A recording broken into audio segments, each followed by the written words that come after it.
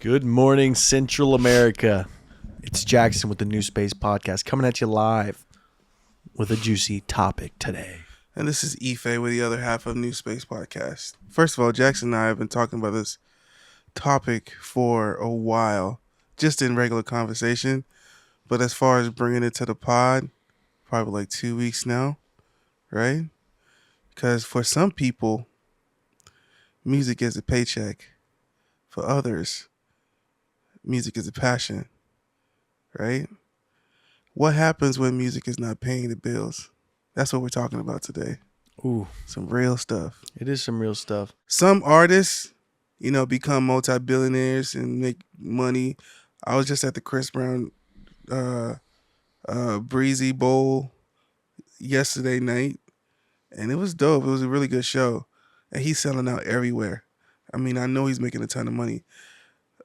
Chris Brown's been in the industry for 20 years at this point. 20 years. About 16 albums, somewhere around there. 100 and something plus Billboard charting songs. He's doing his thing, and he's going to be fine when it comes to money and, that type of thing. But that's Chris Brown. And there's probably a handful of artists that can sell venues like him, right? Let's just narrow it down to even just like a few genres, like the pop genres. Let's name some people out, just like quick fire artists that can go on tour and make a killing like that. Justin Bieber, Okay. Ed Beyonce. Sheeran, All right. Falling in Reverse. They're not pop. Remember, it's that rock or metal band. The voices in my head keep on telling me I'm dead. They will not tell you you're dead in Jesus' name. Oh, dude, me and you need to go to their concert. I'm up for it. I just make sure I pray before we go. Yeah, and wear some earbuds. Yes. Eargasms. Yeah, I got some orgasms. Yeah. Those are the best. Yeah. But Like, I wonder what percentage of artists are able to make a living doing what they do. It's probably tiny. what's the percentage? Is that a question for the chat? It is. Go ahead and ask ChatGPT. My guess is 10%, and I'm being extremely generous. No, it's not. There's no way. Did you find 11% 11%? say they can earn a living solely through music. 11%. But you know how the thing is like you know how many artists like probably say that they're doing okay? I'm hoping and guessing that 11% is from like actual statistics and real numbers, not just people it's who are probably saying. it's probably really hard to actually get a number. Well, let's even give them the 11%. Is there any other thing that anybody can do that be like, hey, invest your time, passion, everything into this, and I'm just letting you know, only 11% of you are going to make any money from it. How many people would do it? I feel like imagine if there's no other industry. Imagine if you were going to be a doctor, you're going to go to med school and all that stuff, right? And only 11% of doctors make enough money to even break even and take care of themselves. I think with artistry, there's so much more like delusional pride from the get-go. It's even to this day, everyone knows that it's a slight chance that you'll become who you think you're going to become, which is, and not everyone that's like starting a music career wants to make a livable wage.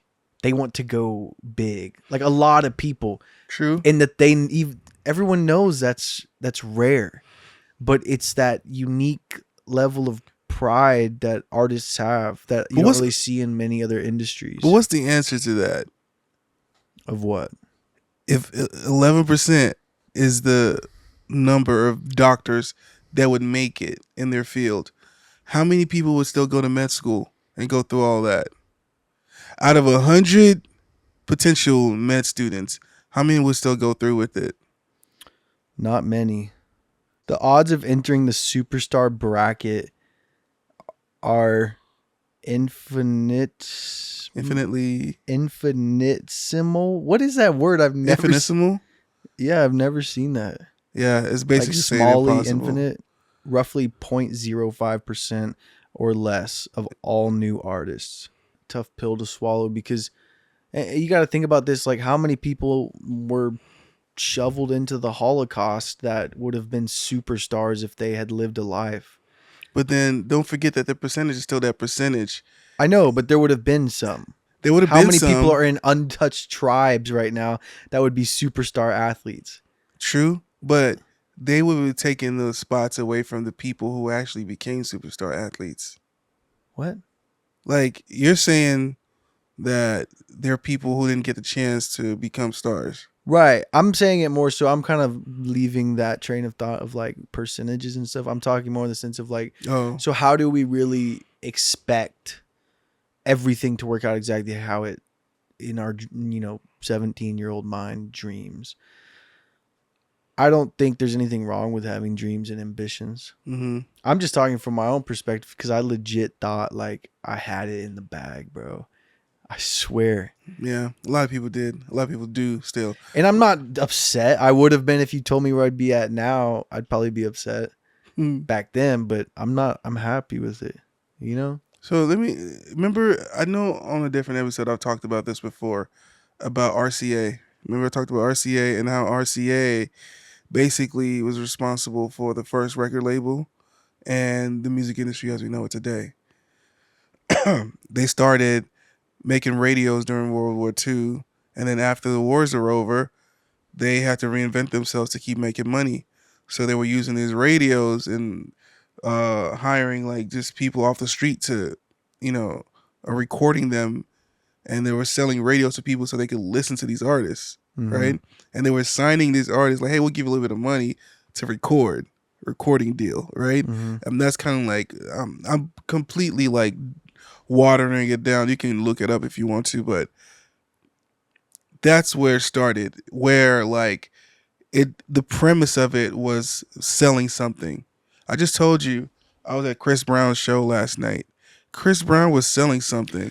Yeah, I paid $220 that's a good way to for a put it. ticket. Like, can you sell? Not is your music the best thing in the entire world, but is the package a valuable product that can be Products, sold easily? yes, And either you sell it or you'll have to sell yourself to a record label to convince them to sell you for you. mm, That makes sense because everything's selling. It's like that's the only way to get money in your pocket is through selling. Like yeah. even when you're trying to get a job, a corporate job, you have to sell yourself, in the That's what the interview interviews are process. for, Yeah. right? Yeah. So that makes sense. That's a good way to put it. A good So, way to put it. I guess the lesson learned there is if you're not really trying to sell something, which is why at the end of the day, even people who is artists, mostly female artists, who is selling their bodies, at least you're selling something. Do I No. do I condone that? I absolutely do not. I'm just talking about it in straight black and white as far as selling something. You Mhm. know what I'm saying? Like Yeah. I look at Bruno Mars. Uh, After I left the Chris Brown show yesterday, I was like, damn, I wish it was Bruno Mars instead. Why? Because he has something that I would want to buy more, which is the musicianship. He's got the horn section, and he plays the drums, plays the keys, plays the guitar. I would love to see him do all that. I know some like D Mile is his bass player. I follow him on social media. He's great. Like it'd be great to see all those guys like on stage, right? And for me, that's a package that I'd want to buy. Mhm. You know what I'm saying? And a lot of people as well. So, he has something that I want to buy. There's an artist not a lot of people know. His name is PJ Morton. He's a pastor's kid, but amazing like soul artist. His live shows are some of the best I've ever seen. I would buy that. But Mhm. I'm buying a product. Like to me, buying that ticket to go get that experience is almost the same as buying like a Fabletics shirt from Fabletics. That's what I'm wearing right now, right? Or Uniqlo from Uniqlo, or whatever the case might be. Or Bleep that out. or some Beats headphones from Dr. Dre, who, you know, he still makes music, but he probably doesn't really give it, doesn't care as much. Why? Because he made, I think, about $1 billion off of those headphones. Mm-hmm. Rihanna made billions off of makeup and underwear. It's the reason why she'll come out and have a good time with you guys at the not the Grammys, at the Super Bowl.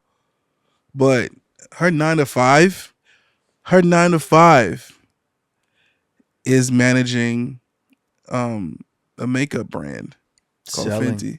Her 9 to 5 is selling. Mm-hmm. Yeah. So what made us start having this conversation? We both got 9 to 5 jobs. We both got 9 to 5s. That's what made this conversation start. And tell me, let me interview you for a second. Since you started the 9 to 5, right? How has that changed your mindset, your perspective, and your level of satisfaction or happiness? Has it gone up or down? Um, I mean, I'm definitely more satisfied. I just feel more productive. I like having somewhere to be in the morning. Mm-hmm. I like not having, music. It made me realize like music is a passion of mine. So I'm, by trying, everything I do around music is about selling when it's my full livelihood. I don't Mm-hmm. like that. I don't like that at all. So it's nice to take that break away and be able to like when I just sit down, like I'm just there to like the reason I ever picked up any of this gear, any of this knowledge Mm-hmm. is just to create. Yeah. I don't I don't want to make any money from it, dude. Like nothing is better than a day than when I just I just disappear. I cease to exist cuz I'm just in flow state, just making something I like and I'm never going to show anybody. I just listen to it in the car.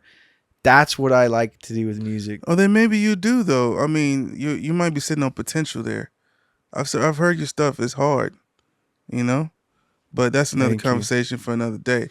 But if I were to answer the same question, man, listen, I'm having so much more fun in the studio because um the honest truth is that when it was just 100% music, there was a sense of desperation. That might sound a little bit, melodramatic or whatever, but every potential client had to fall in place. Mhm. I got a wife, I got 2 kids. My son plays football. His helmet was $460 for the helmet alone. You know what I'm saying? Mhm. Um, that's almost like one mix right there. You know what I'm saying? And Yeah. and that's just one helmet. He's got to eat. He's got to, he needs clothes. He needs all these things. So does my daughter. So every time a potential client came, they had the upper hand on me. Where like it was, you know, I was trying to cater to them in a very, I don't want to mess this up. I want to get this right for this client. Mhm. Now I'm having fun with my clients. Like they'll be like, hey, well, from the beginning, like, hey, here are my rates. I'm like, it's too much. Oh man, that's too bad. you know, Yeah. it feels so good to be able to do that. Yeah. And then the second part about it is like, whenever we actually do start working, it's so much more. It's so much. It's a lot lighter. I'm having Well, more fun it's with because it. this is what was thinking about the other day is like, having started the 9 to 5 job, it's like life is all about contrast. It's about those darks and those lights. It's like when when you're in the studio all day long, Hmm. the studio is not going to spark that creative instinct. It's going to slowly like dull out. When you're at home all day long, being at home is no longer like relaxing and fun. You kind of just start losing your mind. When you Hmm. eat bad every day, it no longer tastes that good. It's like that restraint and the lack of is what allows you to enjoy the presence of.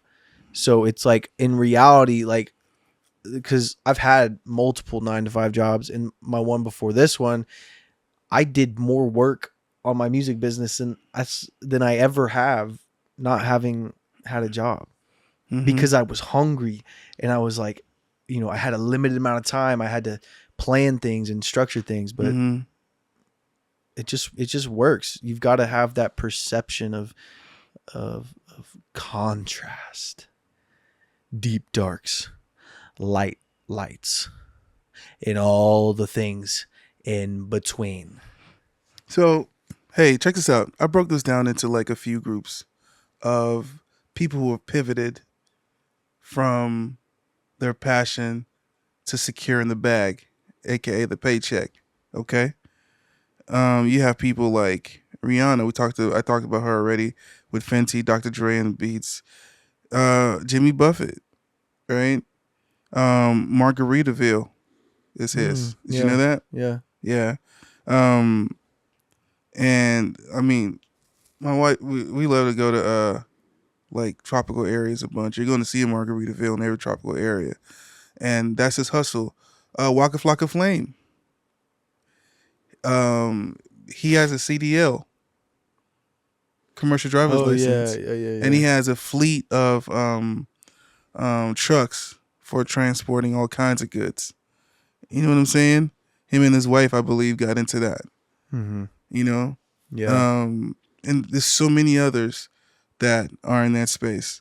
Um, is it a flex to be like I'm making all my millions or my thousands or whatever off of just music alone? Yeah, I mean, it'd be nice to say that, but the people that rely on you don't care. Mm-hmm. You know what I'm saying? Oh And yeah. at the end of the day, for that flex, like, are you really going to risk like a life or your livelihood off of that? When there's still the potential to make good money off of that. There's some people that are making money on the side in music, but are making more money than people who are doing it alone. Mm-hmm.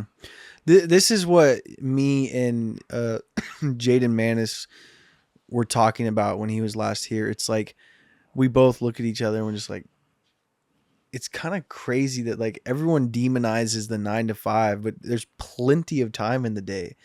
Like we could do everything we're doing in the time after work or before work. Mm-hmm. It's just like it's it's not the devil. It's a tool. It's an asset. Yeah. It can fund projects. It could fund your ability to make like match your income and have dual wielding incomes, and like there's a lot of opportunity, dude. It's pretty. That's what I was thinking about today, driving home from work, watching everyone drive home. It's like, a lot of people look at it like, look at all these rats coming home from the rat race. It's like, no, dude, this people would kill. There are people out there in this world that would kill to be driving that 100%. $22,000 car on the way back from the office, drinking your Red Bull. Like, dude, it is such a privilege, and to be able to go home, you know, to probably, anything from a nice apartment to a house or anything. It's such a privilege to be able to go home and you still have plenty of time in the day to do what you need to do. Mm-hmm. Pivot over to the man. And also another reason why we said we had to talk about this. I sent you a reel. Mm-hmm. I love McConan. What's the hit song? The club's going up on a Tuesday. That dude had I think it was on Complex Music, and he was working flipping burgers in a restaurant, you know? And I was like, if you see how fast I ran to the comment section, like to go see what they were going to say, and I could not believe how positive people were. I'm like, this man is happy and getting a paycheck. Man, round of applause for this dude. Like, people were just like, man, rather, this man, have peace and have to deal with another Diddy party. Like, that one was kind of funny, but it was like all good stuff. And the dude legit looked normal. He didn't look strung out. He didn't look like he'd been up all night. Mm-hmm. He just looked like a regular dude. Yeah. Like, hey, come check me out or whatever. I'm at this restaurant, blah, blah, blah. And I was like, it kind of warmed my heart, if I'm being honest with you. Now, would I personally flip burgers? No. But I would do what I'm doing right now by all means. Yeah. You know what I'm saying? And is there anything wrong with flipping burgers? No. It's just something that I wouldn't do because I just get fat. Because I just be eating, like every chance I got. That's my Yeah. reason for it, for not doing that. You know? Mm-hmm. So whether you're going from like a McConan who's working at a restaurant, right? And I bet you people have gone there just to look for him, just to see him and tip him and, congratulate him, whatever the case is, to the Dr. Dre's or to the Nas, who has a huge venture capital and he's investing in like, what's his name? I can't remember his name right now. Uh, Producer? no, artist is a Oh, rapper. Oh my gosh. I don't know. So bad. Paul Chameleonaire. Chameleon, do you know Chameleonaire? No, Okay, that's cool. That's before your time. I know But it's cool. Chameleonaire is also venture capital. He's in You know, Silicon I Valley. gotta give you props real quick. What? You're the only person I've ever met, and it's funny because you're the most talented musician I've ever met. Who Oh, like thank you. whenever I say I don't know an artist, you're not like, oh man, you don't know that artist. You're not a Uh, real musician. nah, You rapping, you don't know who this is. nah. It's like, it's like, are you kidding? It's always people who I would never trust to touch an instrument too. But Nah, there's no need for all anyhow, that. yeah, no, I'm just like, I hope the message I'd like to bring to this episode in kind of a conclusive manner is that like I used to genuinely think that I had this gift of music and I thought that was it. I had these, like, I willingly went and put these chains on me. And the reality is you have multiple skill sets. You're talented and God gifted you in many ways. Never stop pursuing music, never stop trying to grow your financial income from music, Mm-hmm. but like exercise your other strengths as well and grow outward in all directions and just like take over the world. It doesn't have to be directly through music. And I thought I was going to be the world's greatest pop star, and I became someone who sits in his studio, makes little songs here and there, shares Mm-hmm. how to mix them on YouTube, and that's it. I'll say in conclusion as well, two things about that. Now more than ever in this AI world that we now live in, authenticity matters. Mm-hmm. And having something, another hustle that you're doing outside of music that brings you some income will give you that mental freedom to risk staying authentic versus like trying to do something that's like a facade, right? Mm-hmm. And it's gonna last. It's gonna last. It's gonna give you your best fighting chance. Yeah. You know what I'm saying? And nothing would feel better than, I hope everyone watching this gets to make their full income from what they love to do, but nothing would feel better than, say you have a full-time job and you're making so much money doing the thing you love outside of that, that you get to smoothly transition out and into your full-time passion. That's the healthy way to do it. I've never successfully done that, but I've, I've jumped ship a couple times and regretted my decision. But Mm. I'm just happy and grateful to be in America, working a job, getting the time to work on my passion, and meeting people along the way. That's what it's gratitude, contrast. I'll say this: as far as you're concerned, Jackson, I think that, and if you want to, you can cut this off of the episode. Up to you. But I think you are a dope engineer. You know how to like really teach stuff. There's stuff that I've seen you on your videos, and I'm like, oh, if I knew that, like if I heard it this particular way, like a while back, I probably would have gotten better at it like a lot sooner than I did. You know what I'm saying? Yeah, And thank you. obviously, you could talk about it because you know how to do it. So I think that you should keep driving in that space and keep pushing in that space. Mm-hmm. For me, I think that I'm in a place where I'm in the driver's seat, With my clients, I feel like I'm in the driver's seat. You know, I'm in a place where I can say no to certain people. Mm-hmm. I can say yes to certain people. I can pick and choose who I want to work with, when I work with them, how I want to work with them. But then it also gives me the liberty to be creative. When an artist like, man, I wanted to sound this way, and I'm like, you don't really want to do that. I think you should do it this way. And I'm Mm-hmm. saying with all confidence, without fear of, you know what, I'm just gonna go to the other person because they're gonna give me exactly what I want. No, I'll still give you what you want, but it gives me this confidence to be able to say it and do it a certain way. So Yeah. yeah. Well, that's our timer going off. We're trying to keep these things structured and amazing because contrast is everything. Yes. This has been the Breaking News on the New Space Podcast. I'm Jackson. And I'm Ife. And we hope your dreams come true and your life is healthy. Hey, we got a giveaway coming soon. So Oh, yeah. like and subscribe. Yeah, make sure. Valuable one, too. Bye.